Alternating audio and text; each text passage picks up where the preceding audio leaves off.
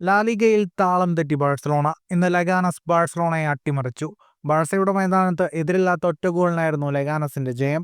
കളിയുടെ 4-ാം മിനിറ്റിൽ തന്നെ ഗോൾ നേടിയ ലെഗാനസ് ശേഷിച്ച മിനിറ്റുകൾ ലീഡ് പ്രതിരോധിച്ചു. റോഡ്രിഗസ് എടുത്ത കോർണറിൽ ഹെഡറിലൂടെ നായകൻ സെർജിയോ ഗോൺസാലസ് ആണ് മത്സരത്തിന്റെ വിധിയെഴുതിയ ഗോൾ നേടിയത്. ആദ്യ പകുതിയിൽ ഗോൾ തിരിച്ചടിക്കാനുള്ള ബാഴ്സയുടെ 2-3 ശ്രമങ്ങൾ ലെഗാനസ് ഗോൾ കീപ്പർ സേവ് ചെയ്തു.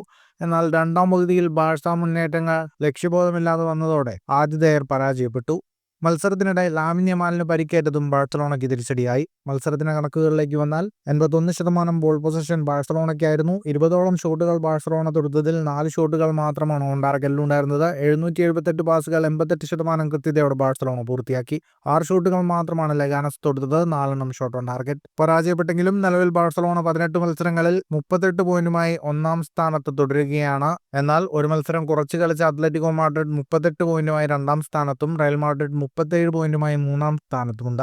ലെഗാനസ് 18 പോയിന്റുമായി 15-ാം സ്ഥാനത്താണ്. ഫുട്ബോൾ ലോകത്തെ കൂടുതൽ വാർത്തകൾക്കും വിശേഷങ്ങൾക്കുമായി സ്പോർട്സ് കഫേ ഇപ്പോൾ തന്നെ സബ്സ്ക്രൈബ് ചെയ്യുക.